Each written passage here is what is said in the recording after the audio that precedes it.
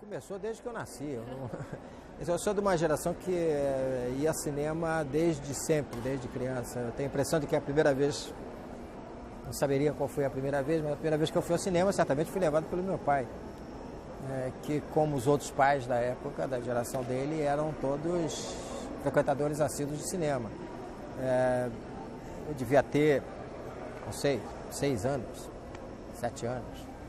O que acontece ainda hoje, só que naquele momento, como existiam vários cinemas no bairro, depois da primeira vez a gente podia ir seguidamente.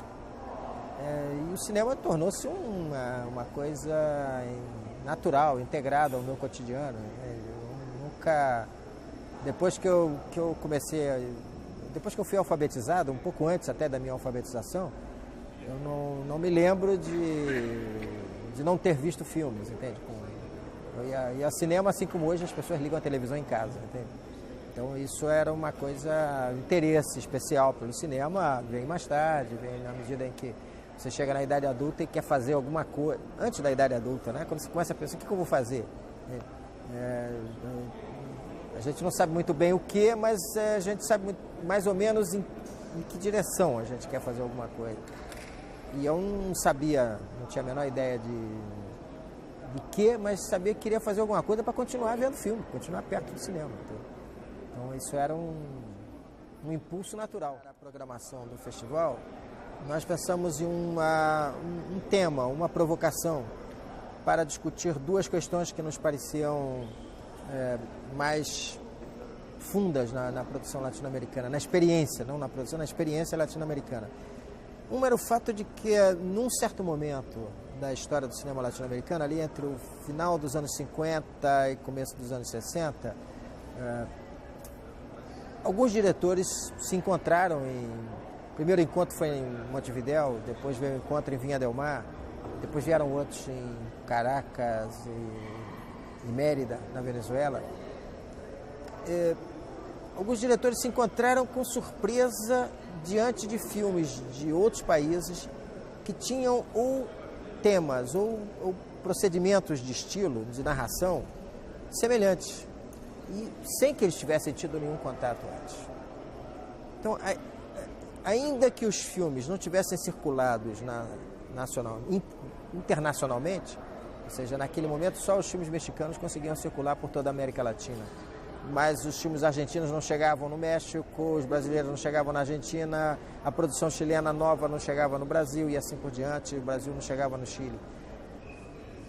A existência de pontos em contato com realizadores que trabalhavam isolados em seus países chamou a atenção para vários diretores para de onde vem essa, né, semelhança de temas e de estilos. E essa ideia de que se poderia pensar, propor, discutir essa prática como a de um cinema latino-americano que ultrapassasse a fronteira de cada país, que não fosse apenas nacional, mas que em seguida a ser uma expressão nacional fosse também uma expressão latino-americana, começou a ser discutida, no sentido de que, muito diferente um filme mexicano de um filme brasileiro de um filme argentino, mas esses três tinham um sólido ponto de contato. Eles eram muito diferentes dos modelos de produção, dos desenhos de personagens e das formas de enquadramento, movimentação da câmera do cinema industrial norte-americano ou do cinema nacional europeu. Nós não tínhamos muito que ver nem com o cinema francês, nem com o cinema alemão, nem com o cinema italiano, e muito menos com o cinema de Hollywood.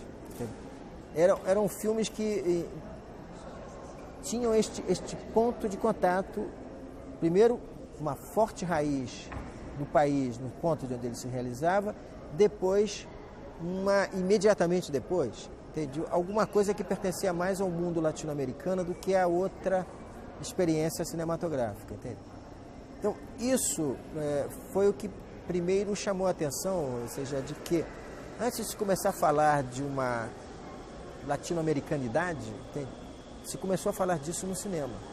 Você começou a ver no cinema, e só muito tempo depois começou a falar que existe uma literatura latino-americana, que existe alguma expressão latino-americana, mas no cinema isso, num certo momento, sem ser planejado, sem ser um programa a ser adotado, sem ser alguma algum manifesto que tivesse levado a isso, se verificou no cinema alguma coisa como se não existisse, do ponto de vista da invenção cinematográfica, uma fronteira entre os diversos países latino-americanos. Evidentemente, nos países de fala hispana, isso se tornou muito mais claro no sentido de que um filme podia passar num outro país quase que como se fosse um filme nacional, porque a língua era a mesma, com diferenças. Existem grandes diferenças no espanhol falado no Chile para o espanhol falado no México, diferenças de tom, de projeção da fala, mas ao mesmo tempo, um filme brasileiro que fala uma língua diferente desta língua majoritária no resto da América Latina, propunha um modelo de narração, um modo de marcar o ator, de contar a história que era próximo desse filme que falava uma outra língua, que tinha uma outra realidade local. Então, o que houve foi essa sensação de que não há fronteira mais entre os países da América Latina no que diz respeito à invenção cinematográfica. Nós podemos nos apresentar como um cinema latino-americano. Ou seja, nós podemos ser vistos como um cinema latino-americano. Não é que alguém na Argentina vai fazer um filme como alguém no México, ou alguém no México vai fazer um filme como alguém no Chile. São expressões locais, mas quando eles se colocam na tela lado a lado, existem pontos em comum. E esses pontos em comum foi o que primeiro a gente começou a chamar. A chamar como está aqui algo que pertence à expressão cinematográfica na América Latina. Então, a primeira das formas que nós encontramos de discutir a experiência cinematográfica da América Latina, não apenas a daquele momento, mas a de hoje, foi a de dizer houve aqui uma desinvenção da fronteira. Não existem fronteiras entre esses países na expressão cinematográfica. E, pelo contrário, o que a gente tem que estimular é esse diálogo sem fronteiras, porque a prática do cinema, pelo menos a prática dos 3 grandes centros de produção cinematográfica na América Latina, que são a Argentina, o Brasil e o México, são os que têm uma história de produção mais regular, que têm uma cultura cinematográfica mais desenvolvida, não só fazendo filmes, mas editando livros, criando uma cinemateca, criando escolas de cinema, as escolas mais antigas, a produção teórica mais forte, estão baseada nesses 3 países, era de chamar a atenção para esse fato de que as diferenças, que são desejáveis e estimuladas todo o tempo, a diversidade que existe entre esses países faz também com que a gente tenha um cinema latino-americano, entende? A vontade de fazer cinemas de expressão individual, de expressão de autor, nos aproxima. Nos aproxima, inclusive, numa prática que é comum, ainda hoje. Foi naquele tempo e ainda hoje é comum. A invenção de um sistema de produção que atenda ao que a gente quer dizer. É o contrário do comportamento industrial. O comportamento industrial tem uma fórmula de produção, tem uma fórmula de armar uma equipe de cinema, dizendo, olha, você tem que ter um fotógrafo, um assistente de fotografia, um montador, um assistente de montagem, ou tantos assistentes de montagem, tantos assistentes de fotografia. Existe um modo de se produzir um filme. Esse modo é aplicado indistintamente a filmes diferentes. Quer dizer, o que o cinema latino-americano propõe é uma inversão desse processo. Vamos criar um modo de produção adequado ao meu filme, ao que eu quero dizer. Então, se existe neste filme uma preocupação expressiva muito acentuada com a fotografia, eu posso ter vários assistentes de fotografia. Se eu tenho uma preocupação muito acentuada com os atores, eu posso ter vários assistentes de direção de ator. E posso ter menos de assistente de direção de fotografia. Entende? Então, cada filme acaba gerando um modo de produzir uma equipe ideal para ele e não um comportamento padronizado que você aplica a diferentes histórias. Entende? Nesse sentido, a ideia de que a prática latino-americana desinventou a fronteira está nesse sistema comum de produção, está numa semelhança de concepções cinematográficas que geram, naturalmente, por essa própria ideia de que a produção tem que sair da história, filmes diferentes entre si, mas que se aproximam nessa preocupação comum e nesse modo comum de imaginar o cinema. E a outra questão que nos preocupou muito é de que tudo isso nasceu de um ponto comum. A ideia de que se poderia fazer um cinema independente da pré-existência de uma estrutura industrial que determinasse um modo de contar, de filmar, de produzir um filme, mas que, ao contrário, nós fizéssemos um sistema de produção a partir da história, vem de um exame, de um diálogo com a prática do cinema documentário. Quer dizer, na prática do cinema documentário, o modelo de produção e tudo mais fica dependente do que vai ocorrer do outro. Quer dizer, quando a gente vai filmar um documentário, não sabemos o que vai acontecer diante da câmera. Então você exige de toda a equipe uma espécie de disponibilidade, sabe? Um espírito de expectativa de que algo pode ocorrer aqui onde eu estou, ou ocorrer ao lado, e que de repente a câmera tenha que se deslocar para lá, ou não tenha luz, ou o microfone não esteja colocado na posição correta e nem dê tempo de você colocar o microfone. A câmera tem que se improvisar naquele momento e procurar o foco da cena ali. Essa prática do cinema documentário surgiu como um exemplo. Nós podemos fazer filme assim. E mais ainda, da prática do documentário vem o descobrimento de gestos locais, nacionais, de modos de falar locais, nacionais, e que não obedecem, digamos, a uma tradição de representação cinematográfica ou teatral, mas que diz como um ator deve se comportar diante da câmera, como ele deve pronunciar o seu diálogo, como nós devemos escrever um diálogo ou uma história cinematográfica, quais são as histórias que funcionam, entre aspas, no cinema e as que não funcionam. Quer dizer, nada é absolutamente previsto e programado antes do filme. Tudo se faz em particular para atender a um projeto, a uma invenção, a um determinado momento, e às vezes não serve para o próximo filme daquele mesmo realizador. Essa inversão vem da prática do documentário. Na verdade, quando a gente acaba de filmar uma cena do documentário, não sabe o que vai ocorrer na cena seguinte. Mesmo numa situação simples como fazer uma entrevista, você não sabe se o entrevistado vai dizer alguma coisa interessante para você ou não, entende? Você não sabe se a gente conversando aqui vai conseguir uma ambiência, entende? Que seja favorável a um diálogo e que se consiga dizer com clareza naquele momento as coisas que nós estávamos querendo falar, entende? E, no entanto, o repórter se adapta a essa situação e sabe como conduzir, às vezes interrompe com uma pergunta, às vezes fica só ouvindo, entende? Então, foi da experiência do documentário que surgiram novos modelos de narração de filmes de ficção. Não diria para todo cineasta, mas ele foi para todos os cineastas que começaram a fazer cinema na América Latina entre o final dos anos 50 e o começo dos anos 60. Todos eles fizeram um curta-metragem documentário, dialogaram com a experiência documentária ou filmaram alguma coisa como se fosse um documentário, misturando ator profissional com ator não profissional, filmando em cenários naturais, filmando sem luz artificial, filmando com a câmera na mão, filmando com som direto, o som gravado no instante da filmagem, com técnicas de trabalho que vinham do cinema documentário. Percebe? Então, isso incentivou um modelo de ficção. Digamos, hoje, um cineasta que começa a fazer cinema agora, se ele observa os filmes feitos nos anos 60, ele talvez não necessite passar pela experiência de fazer um documentário antes. Ele pode ver aquilo e tem ali um ponto de referência. Ele diz, isso aqui não é o que eu quero fazer. Isso aqui é o que eu quero fazer, entende? Então, ele pode inventar o seu cinema vendo filmes. Enquanto que lá nos anos 60, as pessoas passaram a inventar o cinema fazendo uma recusa dos filmes já feitos e uma tentativa de inventar outros modelos de narração cinematográfica. Entende?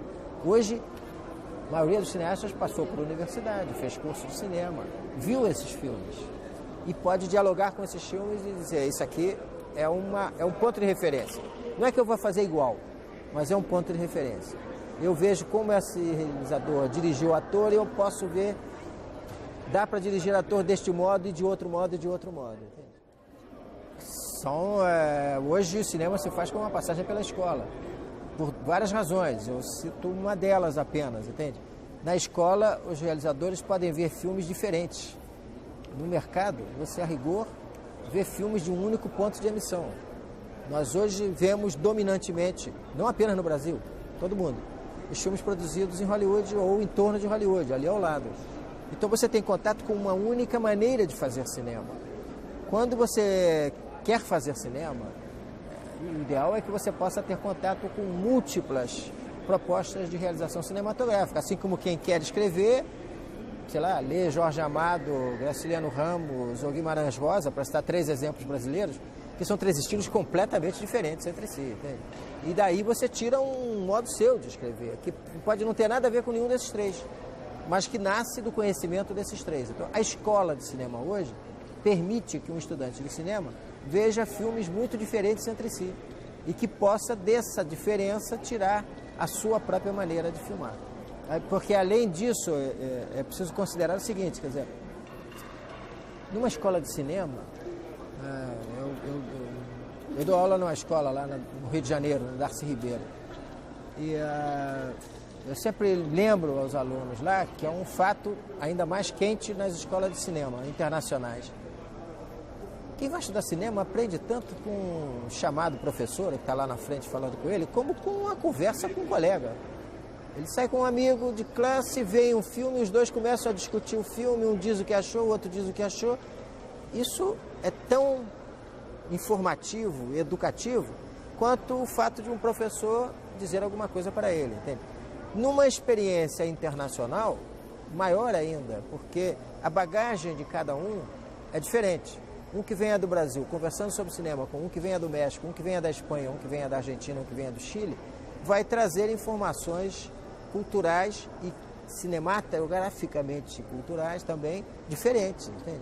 Cada um passou por uma experiência de ver filmes, além da experiência do seu próprio país, diferentes. E isso é enriquecedor, sem dúvida nenhuma. Uma coisa não elimina a outra. E uma coisa sozinha não vai resolver o que a outra não resolve. A existência de uma cultura cinematográfica não é fruto da vontade de qualquer governo, entende? Ela tem a ver com uma sensibilidade das pessoas, com uma vontade das pessoas de fazer cinema, ou de simplesmente ver filmes, ou de simplesmente discutir filmes, entende? Eu lembro, que eu lembrei na discussão agora que nós tivemos e que eu lembro sempre, é o fato de que nos anos 90, quando surgiram novos mecanismos de produção de cinema, quando se reabriram mecanismos, depois do fechamento do Ministério, da Embrafilme, o congelamento de dinheiro, acabou o Concine, acabou tudo, quer dizer, é surpreendente que tenha surgido gente jovem querendo fazer cinema. E não foram os velhos realizadores que voltaram a fazer filme, não. Surgiu uma geração de cineastas com entre 20 e 30 anos fazendo seus primeiros filmes de longa-metragem. Isso existiu por quê? Porque havia uma cultura cinematográfica que continuava gerando a vontade de fazer filmes. Então, isso não foi uma vontade do governo. As pessoas foram ver filmes, viram alguns filmes brasileiros, assim como na escola você pode ler um poema, ver uma pintura, ouvir uma música e dizer, pô, eu quero fazer música. Assim como muita gente viu um filme e diz, é isso que eu quero fazer na vida, eu quero trabalhar com esse meio, entende? Então, em alguns momentos, e em alguns países, existe uma vontade maior de fazer ou música, ou cinema, ou poesia, ou pintura, ou escultura, entende? Se existe uma vontade cinematográfica, o que os governos devem fazer é estimular essa vontade de fazer cinema e de pensar cinema, entende? Quer dizer, o que nós temos na prática brasileira como na prática latino-americana é que as vontades de fazer cinema surgiram antes e são sempre mais fortes do que os mecanismos existentes para organizar essa atividade. No princípio do cinema novo, não existia Embrafilme, mecanismo de apoio à produção.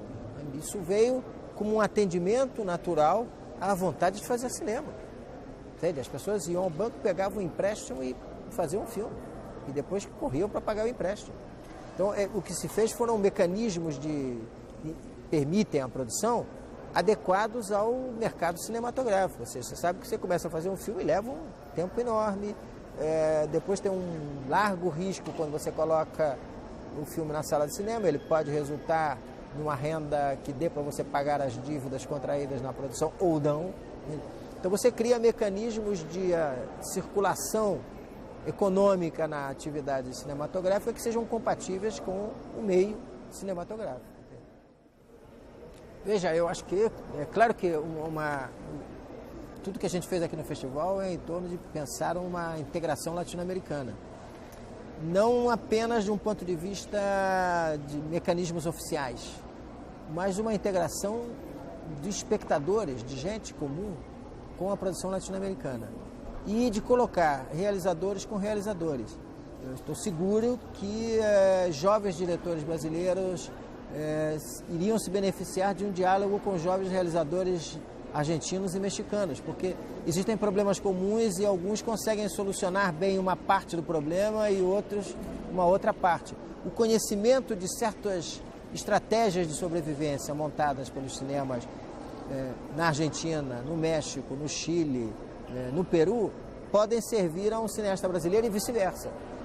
Então, essa integração nós devemos procurar num sentido amplo, entende? O conhecimento da expressão cultural dos países latino-americanos enriquece a produção cultural de cada um desses países, entende? Na medida em que alguém que queira fazer cinema no Brasil conheça a prática e os problemas de outras cinematografias na América Latina, isso só vai ser benéfico, entende?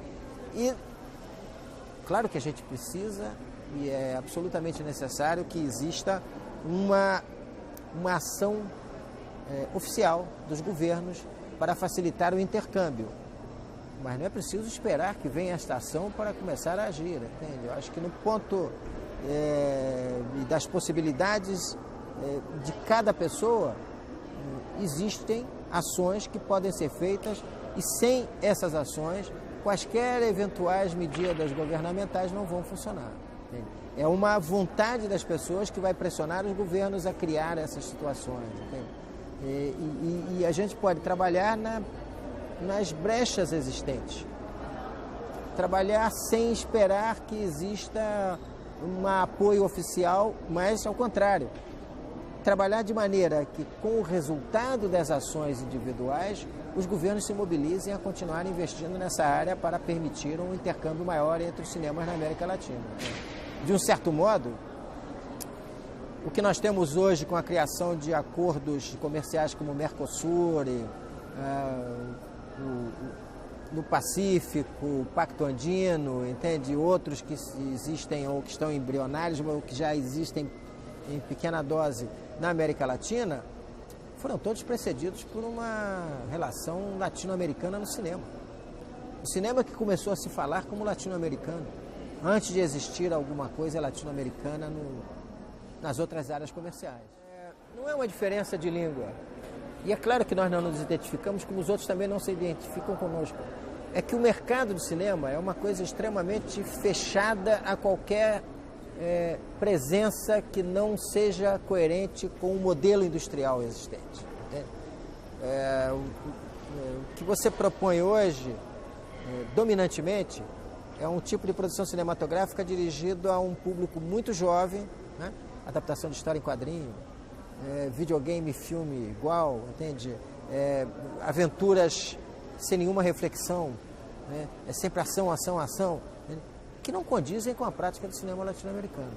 O que os filmes latino-americanos propõem é uma outra coisa. Então, você entrar numa sala de cinema onde se exibe hoje a média da produção cinematográfica é entrar meio subversivamente num espaço que não está voltado para você.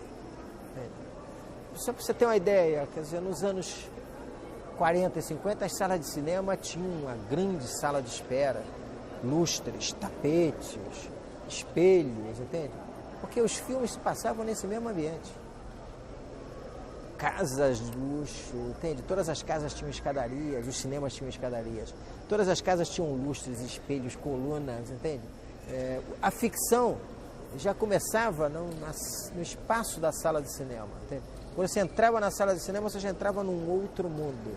Assim como, por exemplo, se você reparar na ficção, no modelo de ficção que existe nas novelas de televisão, uma grande parte das cenas da ficção na novela se fazem em salas. Sala de jantar, durante uma janta, na hora do jantar, entende? E, curiosamente, em espaços onde não existem aparelhos de televisão. Ou seja, o espectador está num prolongamento do espaço dramático da televisão e a televisão é a dele, entende? Aquelas pessoas que estão ali estão jantando, como geralmente, ou você está acabando de jantar, ou está jantando, ou está fazendo uma outra coisa enquanto vê a televisão, entende? Então, essa cumplicidade entre o espaço dramático e o espaço físico em que se encontra o espectador é uma das pontes que favorece a entrada do espectador no filme. E o desenho das salas de cinema hoje são o quê? É um gigantesco bar para você comer pipoca, tomar refrigerante, comer um cachorro-quente, um chocolate, uma bala.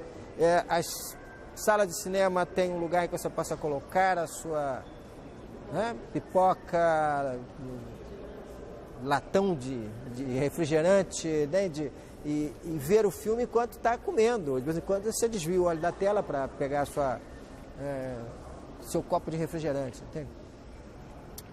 Digamos, tudo isso não tem muito a ver com o espaço em que você vive. Do lado de fora do cinema, você encontra uma realidade que não tem nada a ver com a realidade que você descobre dentro da sala do cinema.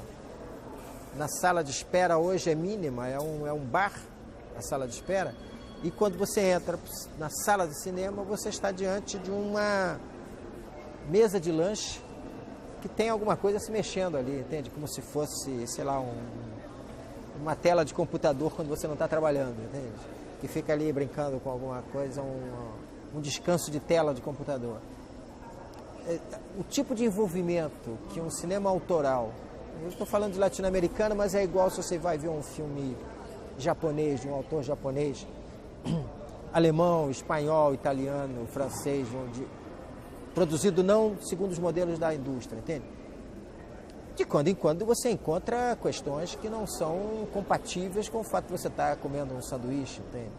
Quer dizer, pela intensidade dramática ou pelo envolvimento que o filme propõe de você. Quer dizer, é muito comum que as pessoas possam ver a televisão enquanto fazem uma outra coisa, mas é muito incomum que você veja um filme enquanto faz uma outra coisa. Num filme, com frequência, numa sala de cinema, se alguém muito alto se senta diante de você numa sala que ainda não é tipo estágio, ou se alguém começa a falar, ou se alguém se mexe na sua sala, é um incômodo insuportável, né? Quando você está em casa vendo televisão, de vez em quando toca o telefone, ou você pega ou alguém passa na frente do televisor e isso não incomoda. Quer dizer, há um tipo de solicitação do espectador diferente. Na televisão você pode estar meio desatento, no cinema você deve estar atento. O cinema industrial joga com esse mesmo tipo de desatenção média que joga a televisão. Você pode ver um filme enquanto está comendo, enquanto está bebendo alguma coisa, de vez em quando desviar da tela para comentar, rir com seu colega de espectador, entende? Então, nos cinemas latino-americanos, ou nos cinemas autorais em geral, onde a exigência de atenção concentrada é muito grande, onde algumas das questões que são discutidas nos filmes nos devolvem a problemas do dia a dia, entende? Esse tipo de espaço cinematográfico que nós temos hoje não funciona. Ele não foi feito para isso. E cada filme latino-americano que entra aí, entra como uma coisa subversiva. E quando um espectador, ao acaso, bate num filme desse, tem uma sensação de desconforto. O espaço não o prepara, ele antes não foi informado do que é aquele filme, a mídia não conversou daquele filme como conversa dos outros, nem tem como conversar, porque é o que se fala muito hoje, é custo do filme. Qual foi a renda na primeira semana? Foi um campeão de bilheteria ou foi um fracasso?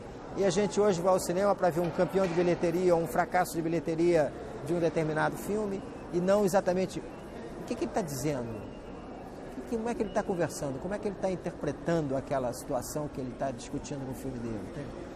Os temas se repetem, as histórias são quase as mesmas, entende? Os procedimentos estilísticos são muito parecidos um do outro. E isso é sempre uma barreira para o filme de criação latino-americana. Ora, o que eu quero dizer, dando essa volta toda para chegar lá, no cinema latino-americano, você entrar em contato com um filme do país ao lado é entrar num mundo mais longe que a Lua, entende? Você não tem informações sobre aquele mundo. Então é natural que um espectador brasileiro não saiba muito bem o que é um filme latino-americano e que um espectador de outro país latino-americano não saiba muito bem o que é um filme brasileiro, ou se ele está na Argentina, o que é um filme mexicano, ou se está no México, o que é um filme boliviano ou chileno, entende? Quer dizer, o mundo do cinema criou um espaço meio esquizofrênico, entende? Ele só fala para ele mesmo, entende? É uma linguagem cerrada. Uma vez que a gente entra nessa linguagem cerrada, tem uma grande possibilidade de se relacionar bem com ela e uma grande dificuldade de se relacionar com qualquer outra, entende? E isso é um problema que os filmes estão sendo chamados sozinhos a ultrapassar, entende? A passar por cima dessa questão. Uns poucos conseguem, mas são poucos. Como nós estávamos discutindo hoje pela manhã, alguns dos filmes que fazem parte deste programa aqui do festival tiveram exibição comercial no Brasil e estão sendo descobertos ou redescobertos pelo público que está vindo aqui e descobrindo com surpresa alguma coisa nesse filme, entende? Ou seja, cada uma das conversas informais ou organizadas nos debates começa a chamar a atenção para um detalhe de composição que permite que o espectador veja aquele filme e compreenda mais o que é aquilo. A nossa expectativa é de que o conjunto de debates e de filmes apresentados possa favorecer o contato com os filmes latino-americanos que vão ser lançados depois do festival. Tem de tudo. Quer dizer, o que eu acho que, de um ponto de vista criativo, é mais estimulante é que um realizador, hoje, qualquer criança, antes de ir ao filme, ao primeiro cinema na vida, já viu horas e horas de televisão. Quer dizer, uma criancinha, antes de entender o mundo, vai vendo televisão. É impossível evitar o que que influencia, o que forma as pessoas na presença da televisão. Nem seria para fazer isso, entende? A gente pode lamentar que as formas de narração ou que a variedade estilística das televisões não seja tão grande quanto a invenção do audiovisual mundial permite hoje. As televisões têm modelos muito fechados ou organizados de uma maneira um pouco feudal. Você produz, você propaganda, você exibe, você premia, entende? Você explica o que faz, então é tudo muito dentro de um sistema cerrado de televisão. Mas, ao mesmo tempo, você tem um contato permanente com a questão da expressão através do audiovisual. Isso leva vários realizadores vários jovens, não digo, pré-realizadores. Um dia que sai da televisão e vê uma coisa diferente, seja na televisão, ou seja em videoarte, seja no cinema, seja em expressão visual, despertar para alguma coisa nova, entende? E traduzir alguma das coisas da televisão, alguma das experiências que ele traz na memória da televisão em formas cinematográficas. É muito frequente você ver hoje alguns filmes de cinema que têm uma estrutura narrativa parecida com algo que é muito comum na televisão, que é uma narração fragmentada e repetitiva, né? A televisão, como sabe que não consegue manter a atenção do espectador por longo tempo, fragmenta muito a informação, né? Dá uma coisa rápida, né? Digamos, a informação da televisão, para usar a gíria comum na televisão, é muito clipe, né? É uma coisa rápida e aquele mesmo tema se retoma adiante e se repete adiante. Vários filmes hoje tentam contar 2 ou 3 histórias absolutamente fragmentadas. Começa a primeira, salta para a terceira, vem para a segunda, volta para a primeira, vai para cá, e você vê um pedaço. Cada um desses fragmentos faz um sentido em si, entende? De modo a que você não tenha que acompanhar o filme para ver no final a conclusão da história. Você vai todo o tempo fragmentando e o estilo narrativo é repetitivo, é reiterativo de um tema comum. É como se você dissesse: eu vou fazer um filme sobre tal assunto, e este tal assunto você acaba encenando em várias cenas, em vários fragmentos, em vários pedacinhos. tudo girando em torno daquela situação. Digamos, a narração clássica do cinema dos anos 40, que era levar um personagem ou um grupo de personagens a viver uma experiência e o espectador a acompanhar aquela experiência desde que ela começa até o seu clímax e finalmente ao momento em que ela acaba. Isso tende a ser menos frequente no cinema hoje. Você não conta uma história acabada, você fragmenta tudo e pega um pedaço da história e faz com que aquele pedaço da história seja envolvente o suficiente para que o espectador conheça antes ou depois. Isso acontece em vários diretores de cinema hoje, na América Latina ou fora da América Latina, que pertencem a uma geração que viu muita televisão e que tenta dialogar com essa forma de expressão da televisão com formas de composição cinematográficas. Sempre a minha primeira reação com relação a quando me perguntam, e aí, o cinema brasileiro, entende? É de deixar claro que não é um gênero, não dá pra gente se perguntar assim, como é que está o cinema brasileiro? Entende? É muito difícil resumir o cinema brasileiro a uma experiência só, ou a um conjunto de experiências, digamos, o cinema que se faz no Rio e em São Paulo, o cinema que se fez nos anos 80, o cinema que se fez nos anos 60, ou o cinema que se está fazendo agora. Por uma vontade própria, como nós temos um cinema autoral, mesmo quando você toma um único realizador, é difícil encontrar uma linha evidente que apareça assim logo, de coerência entre a sua produção. O primeiro filme não é igual ao segundo, o terceiro não é igual ao primeiro, não é igual ao segundo, o quarto não é... Há naturalmente, por parte do realizador, um desejo de experimentar áreas diferentes. E há, diante desta prática, uma cobrança que me parece comum de reclamar com relação à maior ou menor receptividade desses filmes e da inexistência de uma organização industrial para a produção cinematográfica brasileira. É contra isso que, nesse texto que você lembrou aqui, eu me coloco, entende? No sentido de que há uma cobrança de coerência e de organicidade numa produção que não quer ser isso, entende? Nem pode ser isso. Nós não podemos exigir que alguém que faça cinema no Rio Grande do Sul filme da mesma maneira de alguém que está filmando em Recife, entende?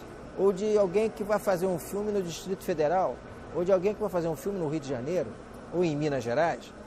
O que nós temos, com as dimensões geográficas que nós temos e com a variedade cultural que nós temos, são expressões regionais muito fortes, que são entrecruzadas, entende?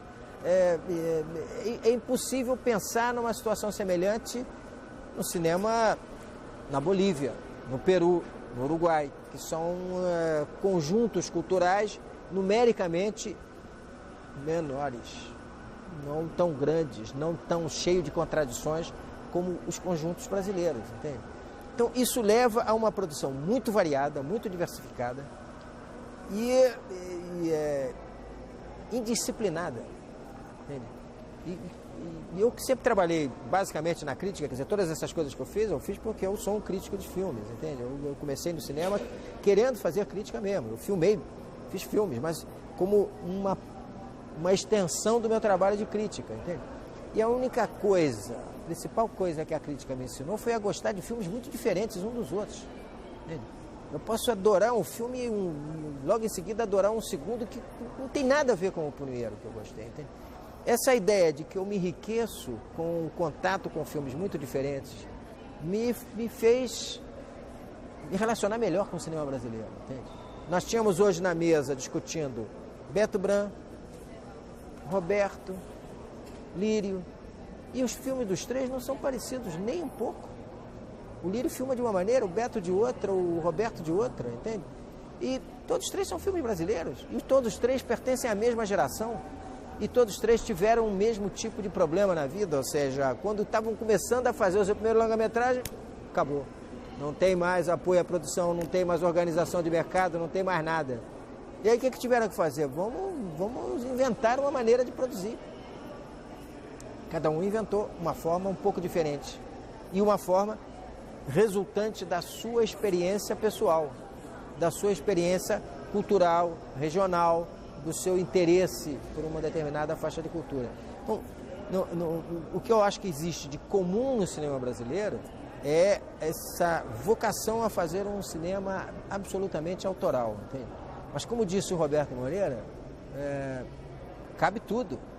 E não existe o cinema brasileiro como gênero. Existe uma cultura cinematográfica brasileira, repetindo as palavras do Roberto hoje, que é a briga do Júlio Bressani ao Daniel Filho.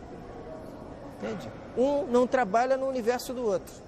Então, nesses dois pontos, existe uma variedade de produções muito grande. Entende? Eu acho que o que a gente deve alimentar é essa mesma força que manteve a produção cinematográfica no Brasil, mesmo em momentos onde não existia nada que favorecesse a vontade de fazer filmes. Entende? Nenhum impulso, nenhum apoio, nenhum mecanismo de produção, nada. De repente se inventa alguma coisa. Entende? Sai, eu não diria do nada, mas sai da cultura cinematográfica esse tipo de coisa. Entende? De repente alguém vê um filme feito em 1930, você vai ver Limite e diz, pô, é isso aqui. Alguém vê o Humberto Mauro e diz, é isso aqui. Mário Peixoto nunca mais fez um filme, só fez o Limite. Mas às vezes você vê o Limite e diz, esse aqui é o meu cinema, eu quero fazer alguma coisa assim. Ou quero fazer alguma coisa que dialogue com este tipo de narração cinematográfica, entende? E Limite nunca chegou a ser exibido comercialmente. Nunca teve uma plateia em salas de cinema. Então, o que a gente pode dizer? Tipo, é uma loucura em termos de indústria cinematográfica você fazer um filme que nunca tenha sido exibido comercialmente. No entanto, esse filme pode servir de exemplo expressivo, criativo e impulsionar alguém a fazer um filme. Entende? Então, essas condicionantes de dizer nós não fazemos isso, nós não fazemos aquilo, são irrelevantes. Como toda tentativa de dizer o cinema brasileiro está indo em que direção? Não leva a direção alguma. Entende? Mas o cinema brasileiro está indo na direção que as pessoas querem que ele vá. Há um desejo de fazer cinema, entende? É muito diferente quando nasce alguém querendo fazer cinema nos Estados Unidos, entende? Você tem uma sólida indústria, com padrões narrativos, padrões de produção, padrão de distribuição e de exibição já montados, e você pode querer entrar neste mundo ou fazer alguma coisa fora deste mundo, entende? Mas, digamos, o nosso mundo é inteiramente aberto. Quer dizer, você tem na prática dos cinemas industriais uma fronteira. Aí você pode chegar e dizer assim, você não pode passar para o lado de cá. No nosso não existe nada. Existe há uma expressão do Júlio Bressani que eu gosto muito, que ele diz assim, existe um desertão ou um dessertão, entende? Quer dizer, tem um vazio e nesse vazio é um estímulo a você criar alguma coisa, entende? Não é um vazio no sentido de falta total de criatividade, mas quando você quer fazer cinema no Brasil, você cai num absoluto vazio. Se você chegar pela rua e dizer assim, eu queria fazer cinema, o que eu tenho que fazer? Não existe um produtor à espera de você, não existe um sistema de produção ou de distribuição à espera de você, você tem que inventar isso para o seu projeto. Então, eu acho que nisso está, digamos, a nossa fraqueza e a nossa força até agora, entende? Não quero voltar sempre ao passado e dizer que as coisas boas já foram feitas no passado. Mas o que foi o projeto do Glauber quando escreveu A Estética da Fome? Você tem que tirar da sua falta de condição a condição de trabalho. Você tem que tirar da própria fome um modo de se alimentar, entende? Um modo de se alimentar culturalmente. Isso é uma constante no cinema. E quem consegue identificar isso e estabelecer uma estratégia de produção e de expressão cinematográfica, filma com mais regularidade. Vai continuando a filmar, entende? Isso é o que a gente tem observado. Então, é muito difícil a gente limitar ou delimitar, né? Limitar nem é a palavra, mas situar uma atividade cinematográfica no Brasil, dizendo como é que está o cinema brasileiro agora, entende? Muitas vezes eu recebo lá na escola Darcy Ribeiro um grupo de estudantes de nível médio que, endereçado pelos professores, vem para fazer uma pesquisa sobre o cinema brasileiro. Eu sempre brinco com os alunos, já acabou antes de começar, porque você tem que definir, tem que procurar alguma coisa dentro do cinema brasileiro, entende? Porque o cinema brasileiro como um todo é uma coisa ampla demais para vocês dizerem, eu vou fazer um trabalho sobre o cinema brasileiro. Não vai a lugar nenhum. Entende? É a velha brincadeira do João Cabral de Melo Neto com um amigo, disse assim, acabei de ter uma ideia para fazer um poema. E eu disse assim, poema não se faz com ideias, entende? Você tem que fazer com um sentimento poético. Ideia não ajuda em nada a fazer poema. Vou fazer um trabalho sobre o cinema brasileiro. Não vai. Entende? Você tem que escolher um ângulo para examinar o cinema brasileiro, porque, felizmente para nós todos, é difícil colocá-lo num ambiente só, entende? Você vai, examina e diz assim, está aqui uma coisa que o cinema brasileiro é isso, entende? Não é, entende? E existe uma, não é só isso, quer dizer, e existe uma tendência muito grande por parte da mídia em geral, entende? De apontar uma solução. Quer dizer, não, a salvação do cinema brasileiro ou a perdição do cinema brasileiro está aqui.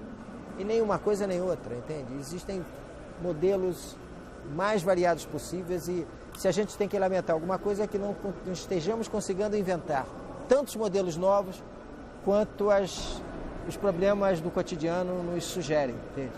Você tem que estar sempre adiante dos problemas ou afinado com eles, tentando inventar alguma coisa. Entende?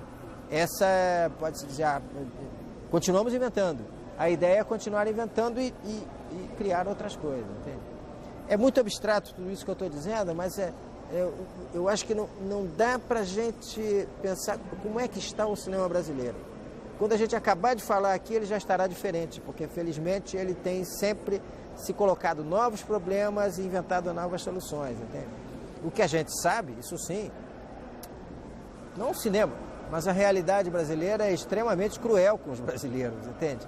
Quer dizer, se alguma coisa é um sentimento que a gente pode dizer presente na sociedade, é aquele sentimento que o Joaquim Pedro disse quando filmou o Macunaíma, né?